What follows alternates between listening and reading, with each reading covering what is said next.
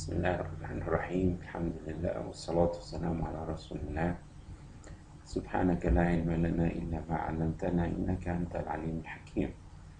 Dear colleagues, this is the third lecture in the collection which is titled as radiology, diagnostic radiology in English, or referred to by the letters DRE.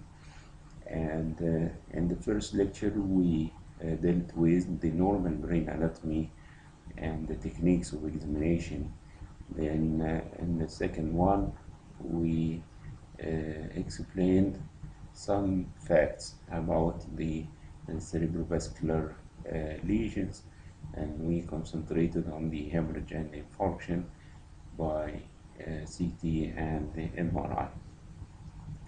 Now we'll discuss the issue of brain tumors, and you know that this issue is very big and it contains a lot of names, a lot of diseases, and we'll try as much as we can to divide the brain tumors into categories so that we can deal with each category in a simple way. And these categories will include the supratentorial tumors, the intraventricular tumors, the infratentorial tumors, the pineal body tumors, the suprasellar tumors, and the pediatric or the congenital brain tumors.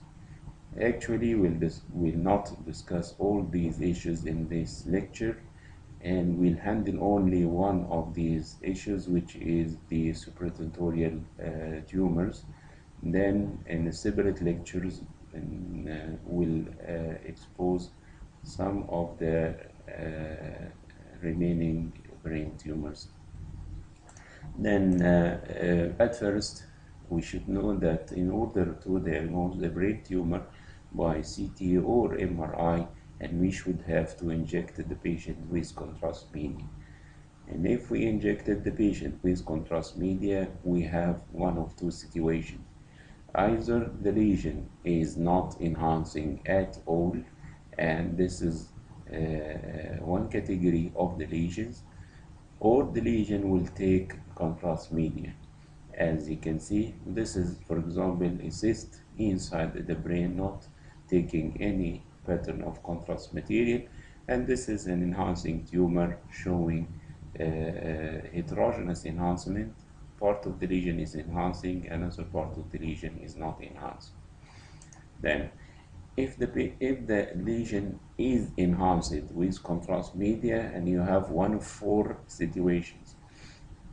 Number one, the tumor has taken contrast media, what we call homogeneous enhancement, or the tumor has enhanced partly, part of the lesion is enhancing, part is not enhancing, and this what we call heterogeneous enhancement.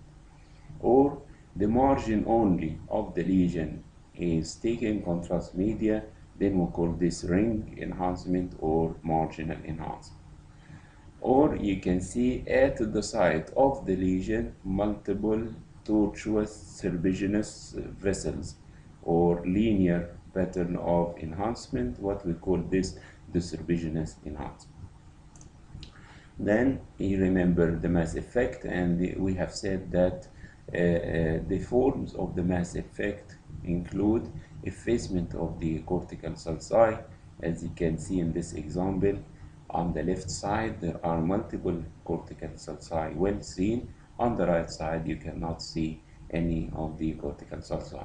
Then compression of the ventricle, and this example also showed that the right lateral ventricle is compressed, and not only that, it has been also shifted to the opposite side. And these are the three patterns of the mass effect. Number one, effacement of the cortical sulci, ventricular compression without displacement, and the contralateral shift of the ventricle to the opposite side.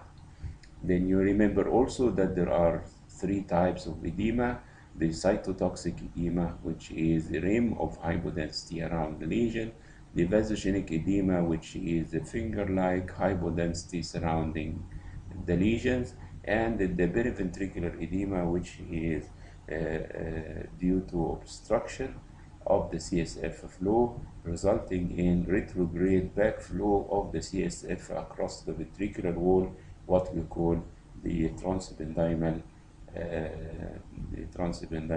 periventricular edema, or the transependymal retrograde CSF permeation.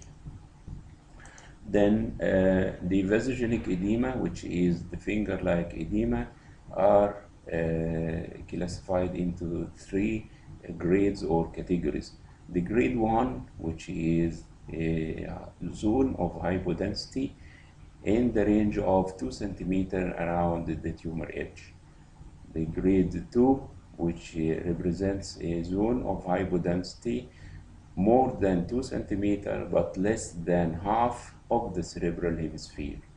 And the grade 3 represents a hypodensity, a branching hypodensity finger-like, which is more than or affects more than half of the cerebral hemisphere where the lesion is.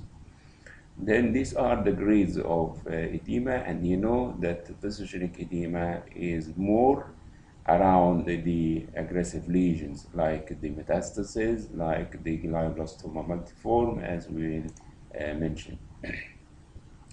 Then if you are confronted by a case of brain tumor and you would like to write a report, and this report should include the definition of the lesion, whether it is well defined or ill-defined, the shape of the lesion, oval shape, irregular or so, the site of the lesion, as in this case it lies in the left frontoparietal area, the size of the lesion, and you measure the size of the lesion, the enhancement pattern, whether it is homogeneous, heterogeneous, ring, or serpiginous, the edema surrounding the lesion, if it is grade 1, grade 2, or grade 3, then the lesion and the edema exert a mass effect in the form of effacement of the cortical sulci, compression of the ventricle, shift of the midline structures.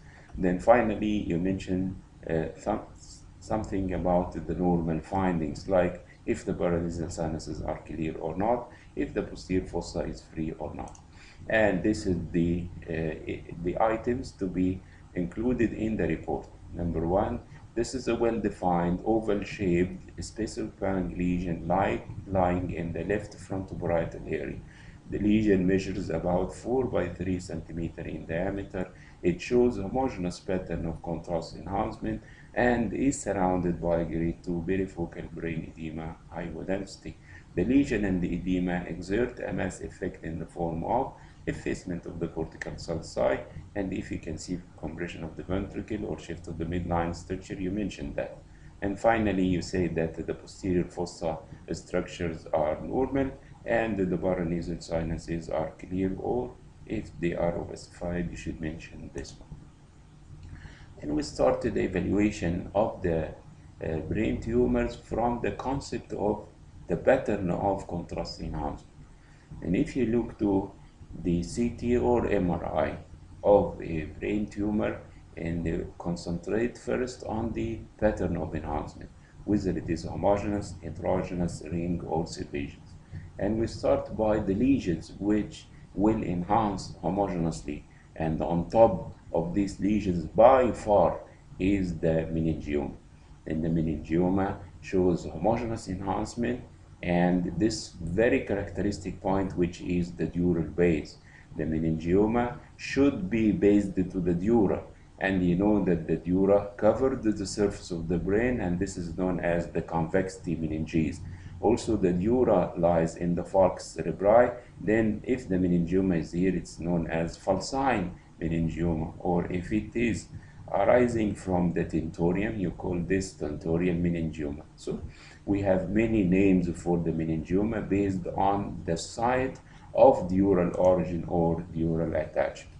And this is MRI T1 axial and coronal post contrast, and you see the homogeneously enhanced lesion which is based to the dura on the convexity meninges. Then you call this the convexity meningioma. And before the era of CT and MRI, you used to have an angiogram which typically shows the tumor blush and the encasement of the vessels which are derived mainly from the blood supply from the dural vessels. And here are the different names of the meningioma according to the site of origin. The midline frontal meningioma usually arises from the dura on the floor of the anterior cranial fossa and is known as the olfactory groove meningioma or the subfrontal meningioma. And the meningioma arising from the optic nerve is known as optic nerve or optic sheath meningioma. And you all know that the optic nerve does not give a neurofibroma. It has no neurolimbal sheath. The optic nerve gives a glioma of the optic nerve fibers and the meningioma from the meningeal covering of the optic nerve. Then the meningioma lies against the greater wing of the sphenoid is called the sphenoid wing meningioma, and some of the literature want to specify if this lesion is on the medial aspect of the greater wing of the sphenoid, in the middle or lateral aspect of the greater wing of the sphenoid. And then meningioma arising from the diaphragma celli is known as the supracellular meningioma. From the dura against the clivus is known as the clival meningioma. From the dura lining the foramen magnum is known as the foramen magnum meningioma. In the posterior fossa, this is the posterior fossa meningioma arising from the convexity meninges or arising from the tentorium, which is known as the tentorial meningioma. Then this is a good example of subfrontal meningioma. In the pre-contrast study, and you see a relatively hyperdense midline lesion. In the post-contrast enhancement, the lesion showed homogeneous pattern of enhancement. And in order to see the site of meningeal attachment of this lesion, and it should have the coronal or the sagittal images. Then you will see that this lesion is resting on the floor of the anterior cranial fossa, where this meningioma is known as the subfrontal meningioma. Meningioma related to the tentorium, either above the tentorium or below the tentorium, is known as the tentorial meningioma. Then you know that the most important characters for meningioma are the homogeneous enhancement and the dural base. There are several non-essential findings of meningioma, like the presence of tumor calcification, which can be seen in 10 to 20% of the cases. Then this is a good support for the meningioma, which is known as bone sclerosis. And you know that the meningioma, whenever it comes with contact with one of the calvarial bones, this calvarial bone will be sclerotic, and it may show a significant increase in size. As you can see in this particular example of meningioma against the petrous apex and the calvarial bones in the temporal and occipital area. And if you look carefully here, and you can see this is a homogeneously enhanced lesion based to the meninges here and also along the tentorial leaflet, and you can see the significant bone increase in size and the density, and this is one of the supportive findings for the diagnosis of meningioma. Meningioma being a benign lesion does not contraindicate being surrounded by a significant amount of varifocal brain edema, which is seen in about 40% of the cases. And here is an example by MRI T1 weighted image, a homogeneously enhanced lesion based to the convexity meninges with sclerosis and enlargement of the calvarial bones against the base of the meningioma. Supportive diagnostic issue is the bone sclerosis. And these are different types of meningiomas. Meningioma against the greater wing of the sphenoid is known as the sphenoid wing meningioma. Meningioma in the midline frontal area is known as the subfrontal or olfactory groove meningioma, and the meningioma related to the falx cerebri is known as the falcine meningioma. In all cases, the tumor should show homogeneous contrast enhancement. By MRI, you know the appearance of the tumor will depend on the water content of the lesion, and some types of meningioma have a little interstitial water. So, in the T1 weighted image, they will appear of intermediate signal, and also in the T2 weighted image, they will show intermediate signal. But most importantly is the appearance of the lesion in the post-contrast images, where you can see a homogeneous pattern of enhancement, and the lesion is based to the convexity meninges.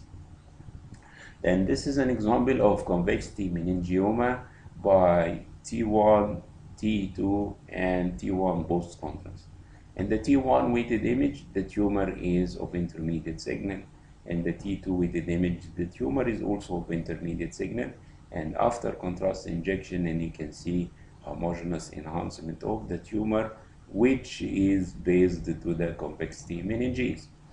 Then whenever the tumor comes into contact with the convexity meninges or any type of the meninges, it may show this very characteristic appearance, which is known as the dural tail. And the dural tail means that there is a thickened enhancing dura along the edges of the tumor. This is not a characteristic finding of meningioma and can be seen in other tumors, but it may occur and may not occur. And you can see here, this is a homogeneously enhanced lesion based to the dura, diagnostic of convexity meningioma without the presence of dural tail. And this is a homogeneously enhanced lesion based to the dura, diagnostic of meningioma with the characteristic dural tail, as you can see. Then in the meningioma, in the T1 weighted image after injection of contrast, you should see homogeneous enhancement in the dural based lesion. But you know that meningioma contains some vessels, and the vessels show low signal in T1 and T2, and they do not show contrast enhancement because of the flow. Then if you see serpiginous low signal lesions within the tumor or at the edge of the tumor, you consider these as vessels. And also the tumor may contain calcium, as we have mentioned, and you know calcium usually show low signal in the T1 and the high and the low signal in the T2 weighted image, and the calcified area will not be stained by the contrast media. Then it is acceptable to see vessels and to see calcium, which are of low signal, within the homogeneously enhanced tumor based to the dura diagnostic of meningioma. Then one of the accepted findings in meningioma also is the presence of a cystic component. And this is the meningioma in the T1 weighted image, a solid lesion with a cystic component capping the tumor edge. And this cystic component, because of the water content, it will appear black in the T1 and bright in the T2, and it will not enhance with contrast media. But the solid component, representing the major part of the tumor, is homogeneously enhanced based to the dura, which is in this case the falx cerebri. Then you remember, a meningioma may have a cystic component, and this cystic component is usually capping the tumor edge, and this cystic component does not usually show contrast enhancement. It may show internal septation and may show faint marginal post-contrast enhancement. And this is another example of convexity meningioma showing three major findings. Number one is the presence of cystic component, and you see this cystic component in the T1 weighted image, and this cystic component is almost not identifiable after contrast injection. Number two, the presence of bone sclerosis, and you see this part of the calvarium is dark, and this means that the presence of sclerotic reaction against the base of the meningioma, and the presence of the dural tail, and you can see enhanced thickened dura along the edges of the meningioma. Then meningioma can occur anywhere inside the cranium based to the dura, and this is one of the common lesions in the paracellular area or the cavernous sinus area. The meningioma paracellular, intermediate signal in the T1, relative increased signal in the T2, and homogeneous post-contrast enhancement. Then meningioma in the midline frontal area is known as the subfrontal meningioma. This meningioma shows intermediate signal in the T1, intermediate signal in the T2, intermediate signal in the FLAIR image, surrounded by a mild degree or moderate degree of perifocal brain edema. The edema is of low signal in the T1, high signal in the T2, high signal in the FLAIR. But what is very important is the appearance of the tumor after injection of contrast media, and here you can see homogeneous enhancement of the tumor. Then meningioma can be multiple, can occur inside the ventricle, can occur inside the bone, intraosseous meningioma or meningioma en bloc, and you remember that meningioma occur in the optic nerve. It arises from the meningeal covering of the optic nerve. Multiple meningiomas, for the diagnosis of multiple meningiomas, each one of the lesions should fulfill the criteria of a meningioma. Like this one, and you see, this is the homogeneously enhanced lesion based to the dura. It can fit with the diagnosis of meningioma. And this is another lesion which is homogeneously enhanced based to the dura at the cerebellopontine angle, can fit with the diagnosis of meningioma. Then we are dealing with a case of multiple meningiomata. And this is also another case where you can see a meningioma against the convexity meninges and another meningioma in the paracellular area, based to the dura in the paracellular area, based to the dura in the tentorium and at the petrous apex, and against the cerebellopontine angle region. A meningioma inside the ventricle is thought to arise from enfolding of the meningeal tissue during the formation of the choroid plexus. And there is a characteristic site for this meningioma, which is the trigone of most likely the left lateral ventricle. It can occur also in the trigone of the right lateral ventricle. And you know, the trigone of the ventricle is the junction between the body and the occipital horn.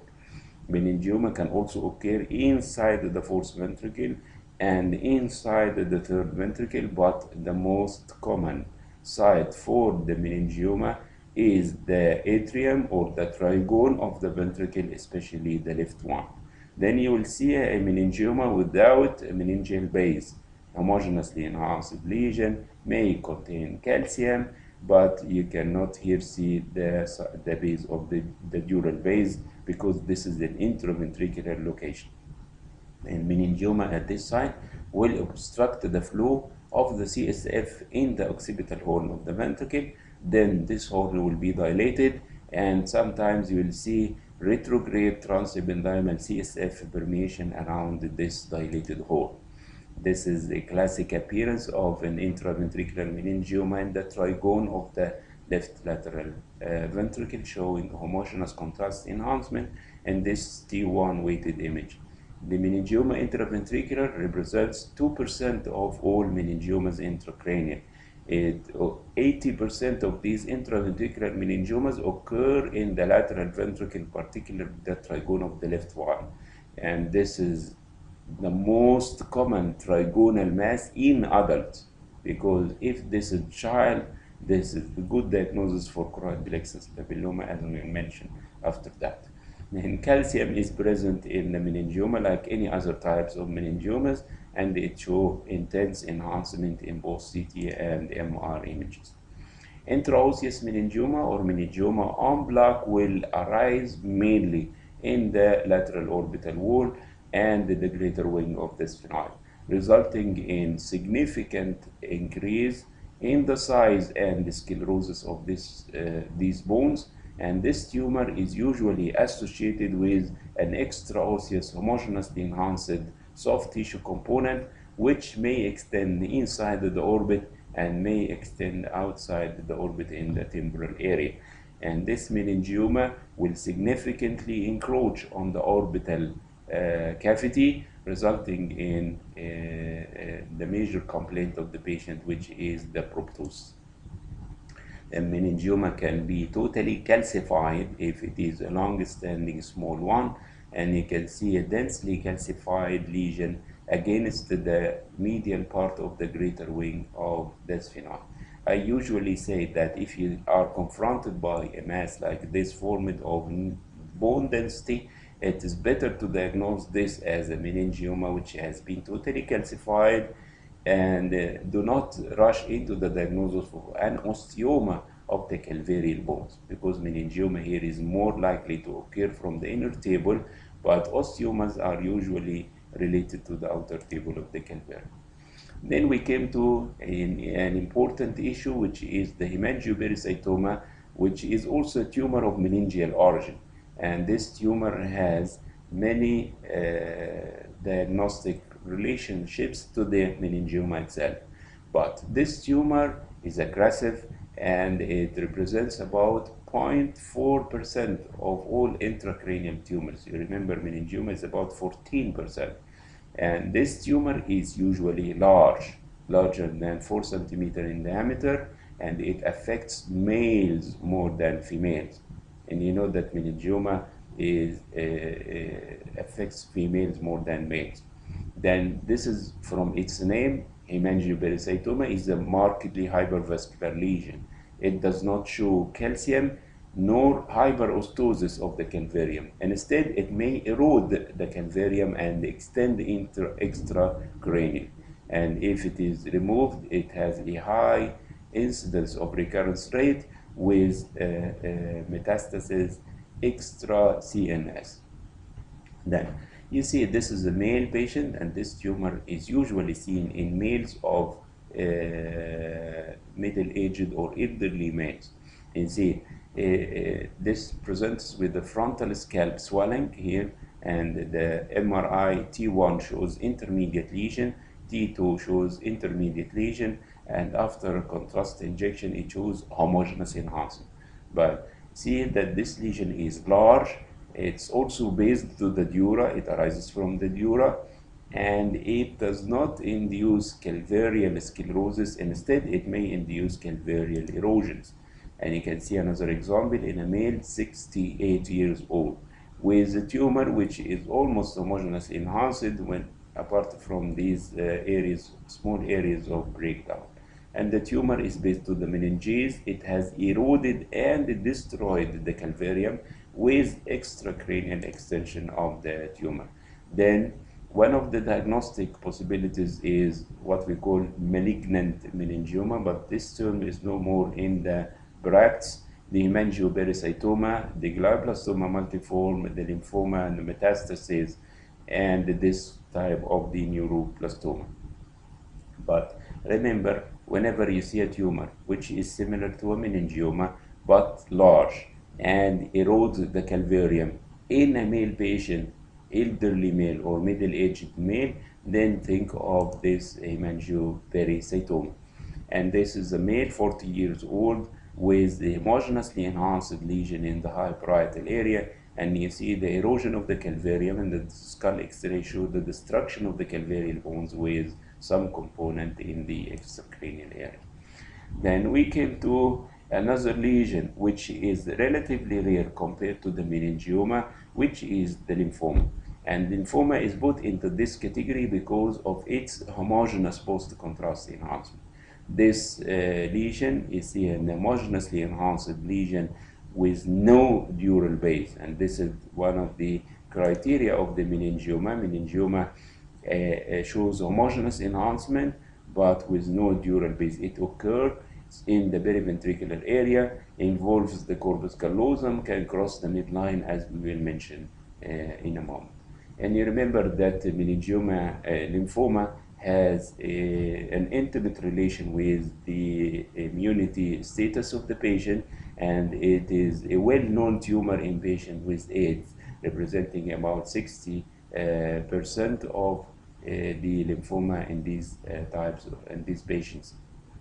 Lymphoma in AIDS patients is usually of the high-grade non-Hodgkin type, and it may affect the leptomeninges. It may show periventricular location, and it may show particularly in immune-compromised patients some form of heterogeneous enhancement. But lymphoma in an immune-competent patient like this one will show low signal in the T1 or intermediate signal in the T1 and T2, but homogeneous post-contrast enhancement.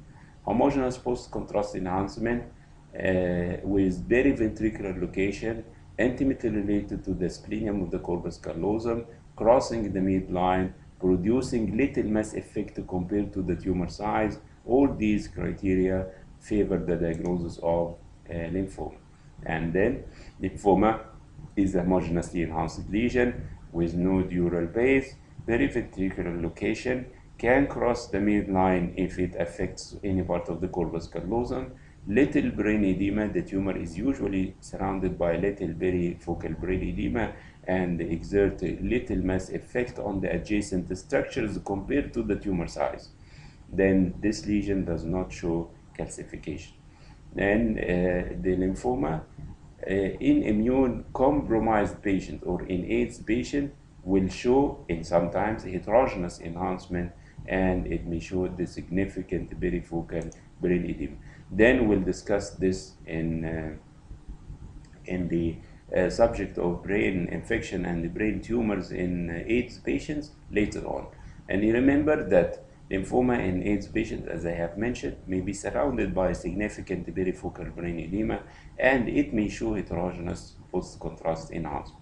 Then we are in the differential diagnosis of tumors and some types of infections which affect these particular kind of a patient. But remember that lymphoma in an immune competent patient will show homogeneous enhancement, periventricular location, little brain edema, and little mass effect. And this is the T1 post-contrast MR images of the brain showing homogeneously enhanced periventricular lesions, diagnostic of lymphoma. And this is another case where you can see an intermediate signal lesion in the T1 and intermediate signal in the T2 surrounded by perifocal brain edema after contrast injection, and you see homogeneous enhancement of the lesions. And this is also a case of lymphoma showing low signal in the T1, high signal in the T2, some perifocal brain edema around the lesions, and homogeneous post-contrast enhancement. Then we have finished the first category of brain tumors showing homogeneous pattern of contrast enhancement in the supratentorial area, and we mentioned by far the most common lesion is the meningioma, and the second lesion is the hemangiopericytoma, and the third one is the lymphoma. And we have described in details the diagnostic imaging finding in each of these lesions. Then we came to the issue of heterogeneously enhanced lesions, and under this title we'll include most of the gliomas. Then you know that there is a new WHO classification of the brain tumors which has mentioned that the tumors should be classified into neuroepithelial lesions, nerve sheath tumors, meningeal tumors, metastasis, lymphoma, intracranial cysts, and the germ cell tumors. And they classified the neuroepithelial tumors, which represent about 50% of all intracranial tumors, into the astrocytoma, the ependymoma, the oligodendroglioma, the choroid plexus papilloma, and the pineal body tumors. In order to not to disturb you and to have a simple classification of this or simple approach for these tumors, we have I will divide these tumors also according to the literature into what's known as the low-grade tumors and the high-grade tumors and a group of mixed lesions. Each of these categories may include three or more types of the tumors, and the literature says that low-grade lesions are seen in younger age, and plastic lesions are seen in the middle age, and the most aggressive glioblastoma multiforme is usually seen in elderly patients. But you know that this is not a rule, and you can see glioblastoma in the pediatric age group. Then we'll start this classification by the low-grade lesions and the high-grade lesions. We have three main types of tumors in this category: the low-grade tumors, including the pilocytic astrocytoma, the subependymal giant cell astrocytoma of tuberous sclerosis, and the pleomorphic xanthoastrocytoma, or referred to as by the BXA. Then we have three high-grade lesions: the diffuse astrocytoma, anaplastic astrocytoma, and the glioblastoma multiforme. Then we'll start first by the low-grade types, and the first one is the pilocytic astrocytoma, and this is a low-grade astrocytoma usually seen in the posterior fossa and is diagnosed by the presence of a cyst with an enhancing mural nodule. And you can see this is the CT scan without contrast injection, T1 weighted post-contrast injection MR image showing a cystic lesion in the cerebellum, in the posterior fossa, and this cystic lesion has an enhancing mural nodule. This is one of the common diagnoses in the pediatric age group and also in some adult patients, but this lesion is usually seen in the pediatric age group. A cystic lesion, low signal in the T1, high signal in the T2. After contrast injection, and you see the cystic lesion and an enhancing mural nodule, diagnostic of pilocytic astrocytoma. And this is an MRI, T1 weighted image, T2 weighted image, and T1 post-contrast. The cystic component will show low signal in the T1, high signal in the T2, no post-contrast enhancement. The solid component will show intermediate signal in the T1 and T2 weighted images with homogeneous post-contrast enhancement. These are two different types of pilocytic astrocytoma: a cyst with an enhancing mural nodule, and you can see a septum or internal septations within the cyst, and this is acceptable, and the mural nodule may be located on the internal septum, and this is also acceptable. You can see here a cystic lesion with an enhancing mural nodule in the cerebellum, diagnostic of pilocytic astrocytoma. Then, what are the acceptable findings in pilocytic astrocytoma? These are: number one, enhancement of the cyst wall. And you see here a cystic lesion in the cerebellum, and this lesion is showing an enhancing mural nodule, and also the cyst wall may show contrast enhancement. This is acceptable. Number one, the injected contrast material may diffuse inside the cyst, producing a contrast fluid level, and this is also acceptable. The hemorrhage may occur inside the lesion, and it will also produce a blood fluid level, and this hemorrhage may mask the mural nodule itself. Also, the nodule may be small or large. It is acceptable. The cyst wall may show calcium, and this is also acceptable. Then, pilocytic astrocytoma may occur in the supratentorial area, but commonly it's in the posterior fossa. This is the lesion which is exactly locating in the hippocampal area, and this is an epileptic patient with a cystic lesion and enhancing mural nodule, and the cyst wall is also enhancing, located exactly in the region of the hippocampus, and is responsible for the patient symptoms. Then we came to the second type of low-grade tumors, which is the giant cell subependymal astrocytoma, and this represents about 0.3% of the tumors, and it occurs predominantly in patients with tuberous sclerosis.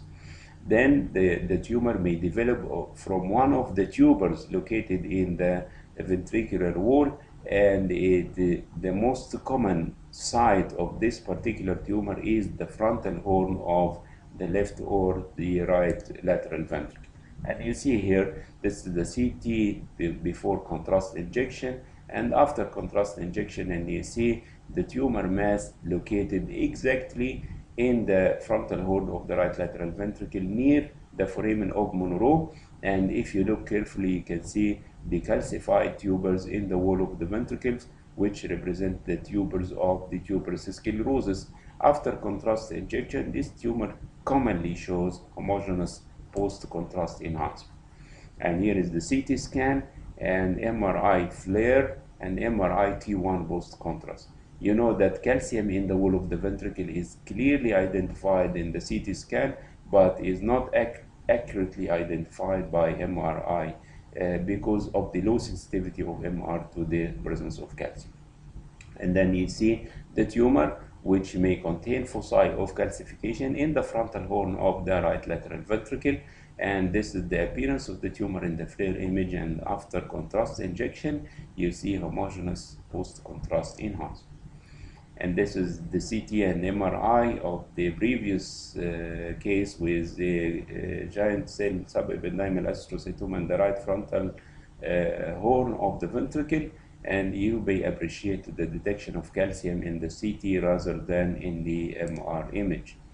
A third or fourth case of subependymal giant cell astrocytoma in the frontal horn of the left lateral ventricle. You see calcific foci in the CT scan, intermediate signal in the T1 and T2 weighted images with homogeneous post-contrast enhancement.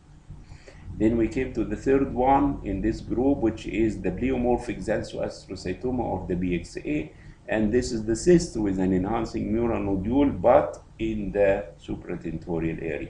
This lesion is rare in the posterior fossa, and it occurs predominantly in the supratentorial area. And you see a very big cyst with an enhancing mural nodule against the surface of the brain. And this is an important issue in this particular tumor. The nodule should have a superficial location against the surface of the brain, whether this is the medial surface or the lateral surface of the brain.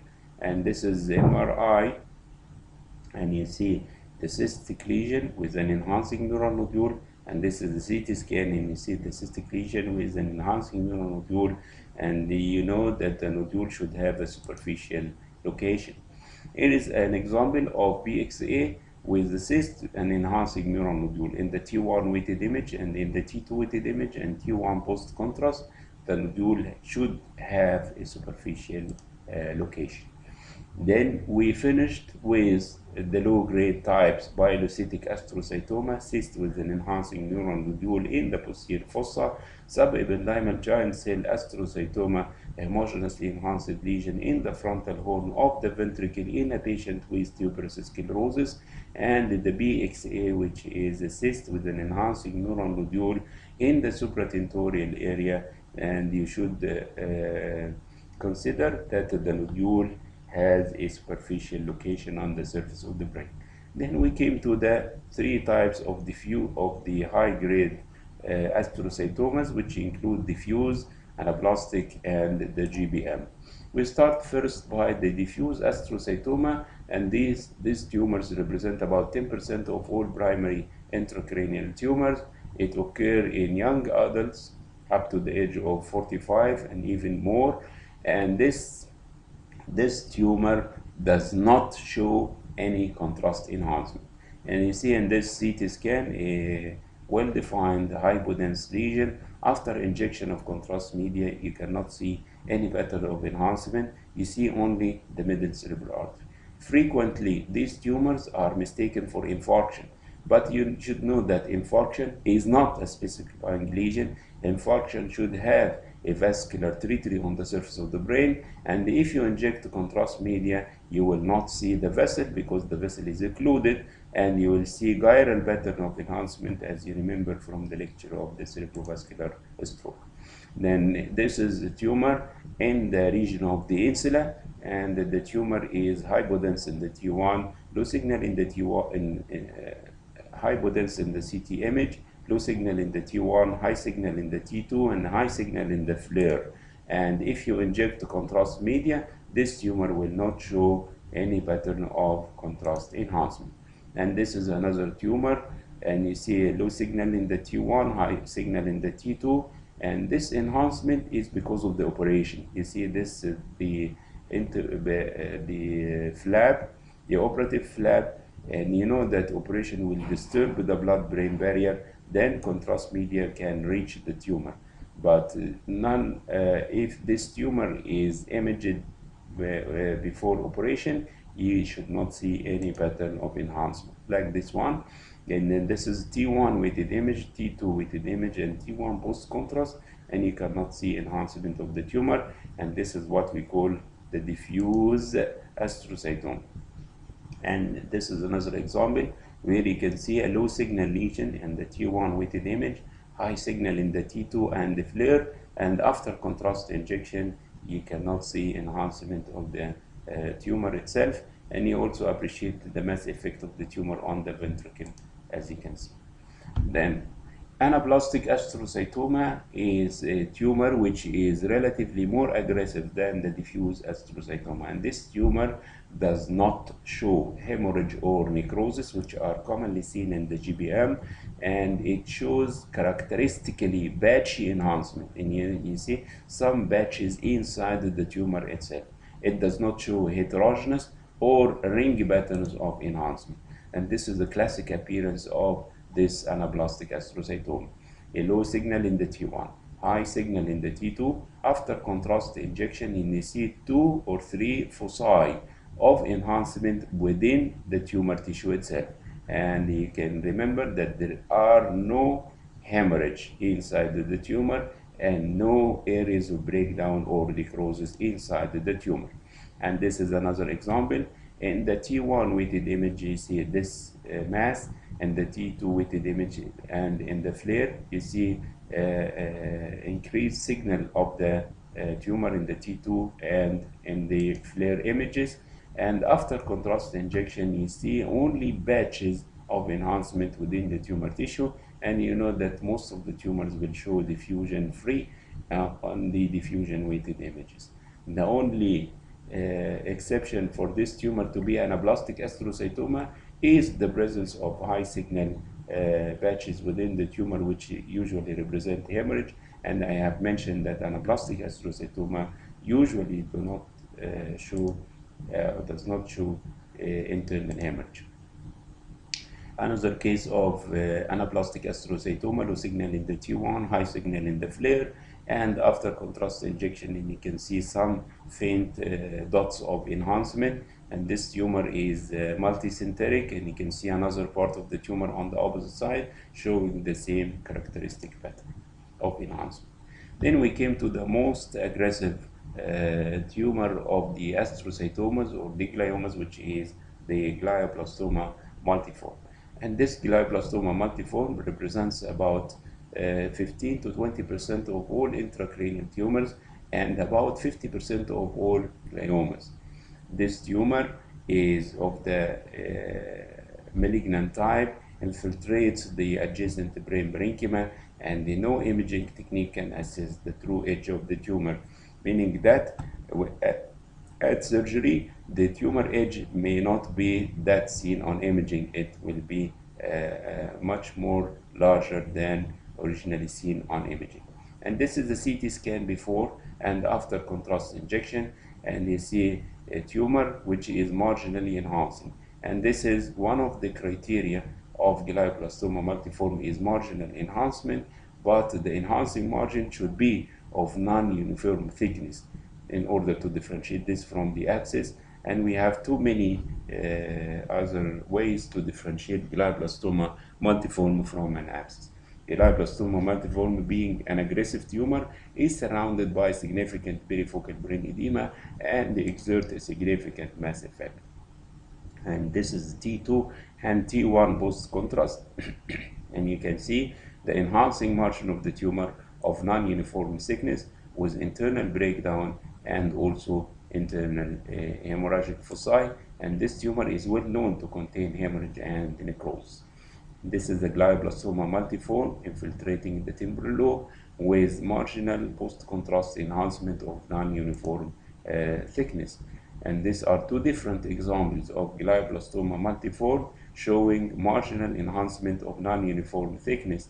And you see the margin here is thin, the margin here is thick, and the surrounded by significant brain edema.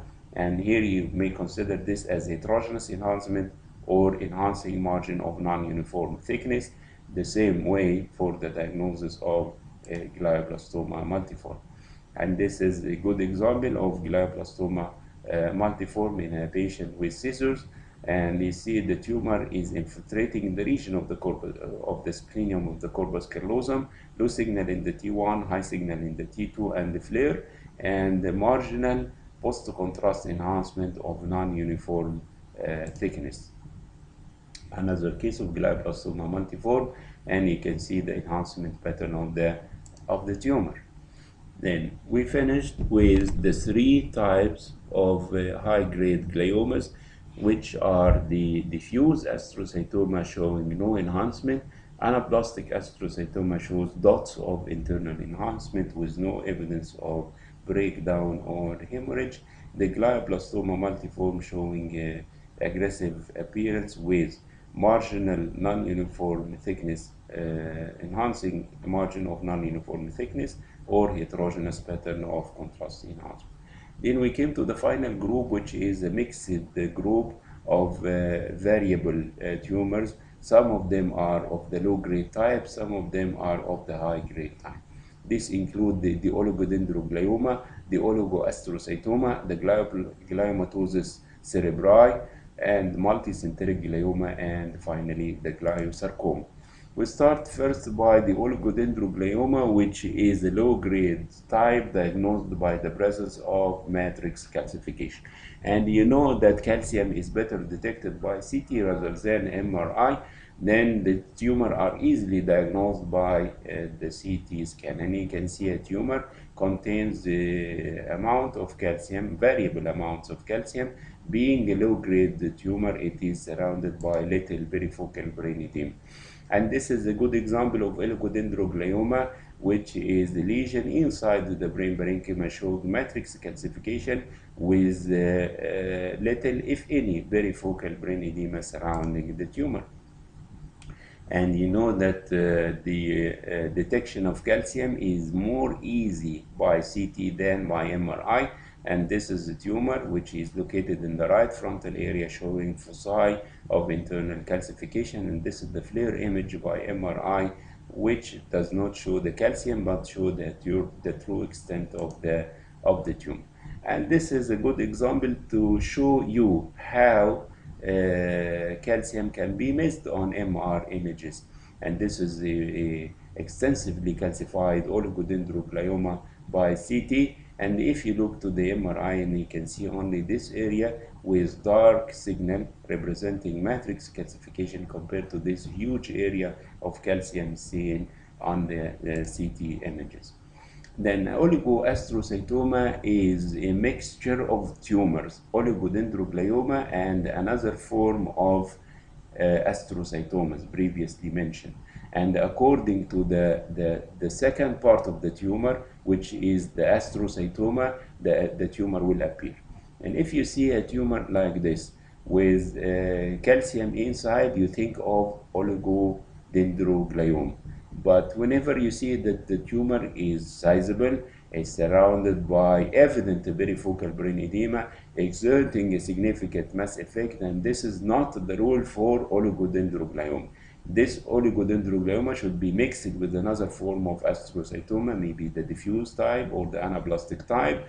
Then there are significant perifocal brain edema and the significant mass effect. So if you see an oligodendroglioma because of the calcium, but this oligodendroglioma is surrounded by evident perifocal brain edema with significant mass effect, you think of this tumor which is known as oligoastrocytoma. Then the infiltrating glioma or the gliomatosis cerebri, and this is the tumor which is relatively rare, and it by its name infiltrates the brain parenchyma. This tumor, by definition, does not appear in the T1 weighted image and is not seen by the CT images. As you can see in this example, this is the T1 weighted image showing only compression of the occipital horn of the left lateral ventricle, and you cannot see any tumor tissue. But in the T2 weighted image, you can see some high signal lesion surrounding the occipital horn and also in the FLAIR. This tumor characteristically, if you inject contrast media, it will not enhance. And the gliomatosis cerebri, the difference between the gliomatosis cerebri and the diffuse astrocytoma. Diffuse astrocytoma is seen on the CT and the T1 weighted images MRI, but the infiltrating glioma will not appear on the T1 nor in the CT images. Both tumors will not enhance after injection of contrast media. Then the tumors in general, the diffuse type and the gliomatosis cerebri will show diffusion free on the diffusion weighted images. And this is an example of an infiltrating glioma or gliomatosis cerebri on the T2 weighted image. After contrast injection, you cannot see any pattern of enhancement, and this is the enhancing middle cerebral artery. Also, on the CT scan, you cannot see the right lateral ventricle in this case, and you see a diffuse lesion here, or you can imagine the presence of a lesion that has compressed the ventricle. And in the T2 and in the FLAIR images, you see that the infiltrative nature of the tumor. After injection of contrast media, you cannot see evident enhancement apart from this very small focus. Also here you see the lesion. This lesion is apparent on the CT scan and also apparent on the T1 weighted image. After injection of contrast, it shows no enhancement, and this is also the T2 weighted image shows the multicentricity of the tumor being on the left and on the right side. And you should accept some of the variables. All what I have said is not a must, and you can accept some variables in the diagnosis of these tumors. And this is the diffusion weighted image showing free diffusion of the tumor. Then we came to the multicentric glioma, which means that the glioma with multiple foci, and frequently this appearance will be diagnosed as metastatic deposits. But in most of these cases, extensive metastatic workup will not show any evidence of primary malignancy. Then the diagnosis will be reached by the stereotactic biopsy. And here you can see an example of a male patient, 67 years old, presented by these two lesions in the MRI, one in the temporal lobe and one in the occipital lobe. And this appearance is usually diagnostic of metastasis, but an extensive metastatic workup showed no evidence of systemic malignancy, and the stereotactic biopsy confirmed that both lesions represent the multicentric glioma. And this is the case from the literature showing multiple enhancing lesions in the right cerebral hemisphere and diagnosed by biopsy as multicentric glioma. Also, this is a multicentric glioma, which is usually of the glioblastoma type, showing multiple foci of the lesions in both cerebral hemispheres, showing heterogeneous pattern of enhancement. Of course, in the differential diagnosis of this appearance, metastasis should be included. Also, lymphoma should be included in the differential diagnosis. Then the gliosarcoma is a rare malignant neoplasm of glial and mesenchymal elements. It has both components, and this tumor typically present in old age, the 6th and 7th decade. It has a poor prognosis, and one of the characters is the lesion invades the meninges and maybe the calvarium, and it shows, of course, local recurrence after excision, with extracranial metastases are commonly seen with this type of tumors. And gliosarcoma is a tumor which usually peripherally located, heterogeneously enhanced, similar to the glioblastoma multiforme. And the distinction between glioblastoma and the gliosarcoma is usually made by biopsy. You cannot reach the diagnosis of this tumor on imaging basis. This tumor has characteristic invasion of the adjacent meninges. But whenever you see a lesion like this, in the CT scan post-contrast showing marginal non-uniform enhancement, and also in the MRI post-contrast showing the same, with extensive perifocal brain edema, you think of glioblastoma multiforme. And by biopsy, this lesion or after surgical removal may be confirmed as the gliosarcoma. Then we came to an important issue, which is the metastatic deposits. And the metastases usually show heterogeneous pattern of contrast enhancement. They are multiple, they are surrounded by extensive perifocal brain edema, and the patient is usually known to have some type of primary malignancy. Then this is a classic appearance of metastatic deposits: heterogeneous enhancement, significant perifocal brain edema, and significant mass effect. 85% of metastatic deposits occur in the supratentorial area, and the incidence of solitary metastatic deposit may reach up to 50% of the cases. And this is the metastatic uterine sarcoma, In the T1 weighted image, you see two lesions, and the T2 weighted image, you see the increased signal, and after contrast enhancement, then you see the heterogeneous pattern of enhancement. Multiple metastatic deposits in both cerebral hemispheres from renal cell carcinoma, showing high signal in the T2, homogeneous, almost homogeneous post-contrast enhancement, diffusion-free on diffusion-weighted images, and this is sagittal post-contrast enhancement. Because of the non-primary, it is easy to diagnose metastatic deposits. And here is T2 and T1 post-contrast, and you can see multiple enhancing lesions scattered throughout the cerebral parenchyma of both hemispheres, representing metastatic deposits. Metastasis can be diagnosed by multiplicity and the significant perifocal brain edema, even in the absence of a well-known primary malignancy. Then the solitary metastatic deposit should show heterogeneous pattern of enhancement and extensive perifocal brain edema.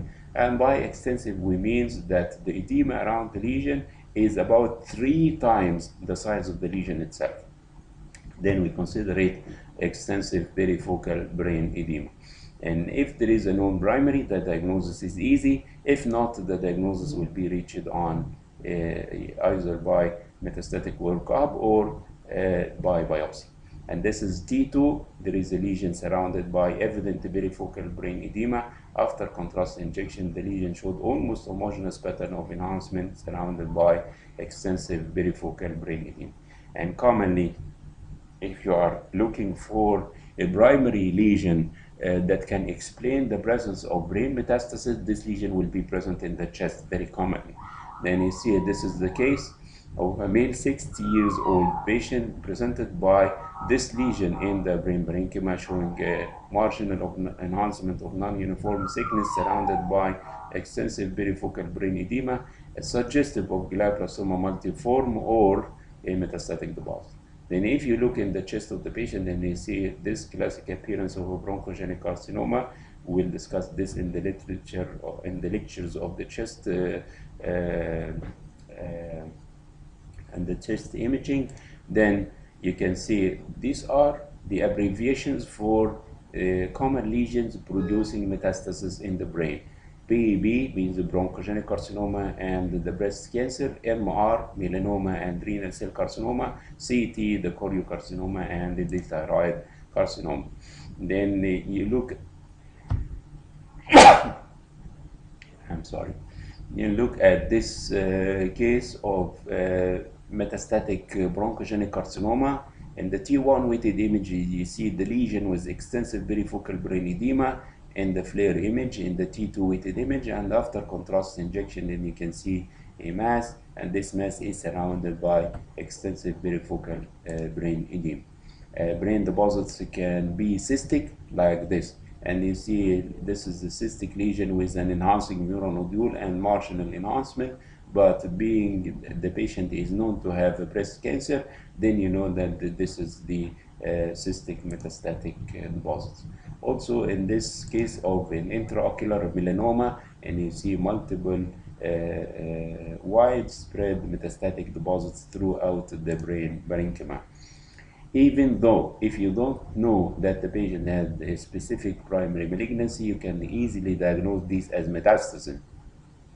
And you see a lesion in the posterior fossa, multiple lesions in both cerebral hemispheres, regardless the enhancement pattern, ring or homogeneous or heterogeneous, but multiple lesions surrounded by extensive perifocal brain edema are diagnostic or highly suggestive of metastatic deposits, and the metastatic workup may show the primary malignancy, especially in the chest, and if not, the biopsy will confirm the diagnosis.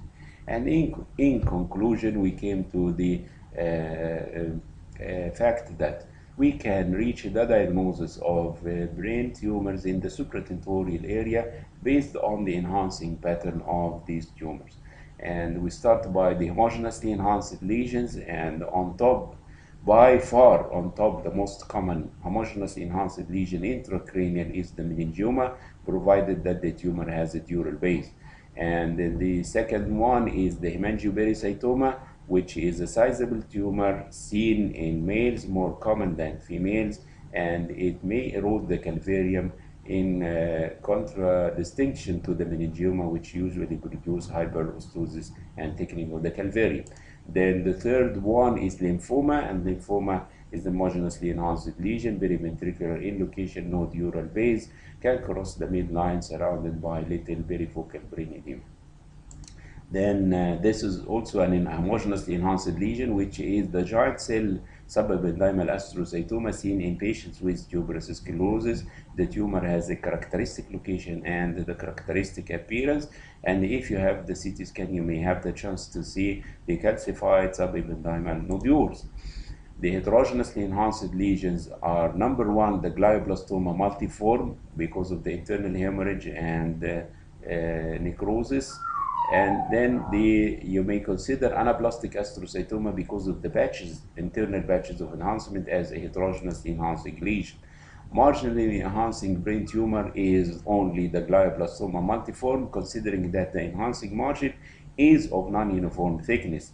And you can compare this enhancing margin to the margin of an abscess. And the margin of an abscess is relatively thin and is of regular thickness all around.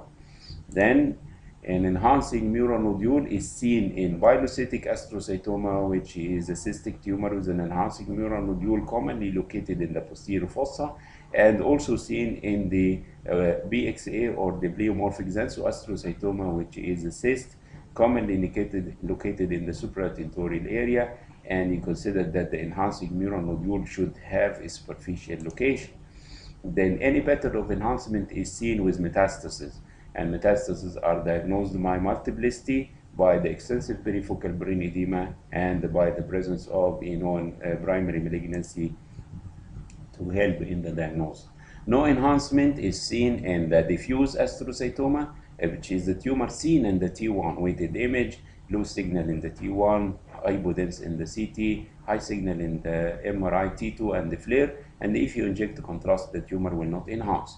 Also, the infiltrating glioma or the gliomatosis cerebri, which is not seen in the T1 nor in the CT, and it will show no contrast enhancement.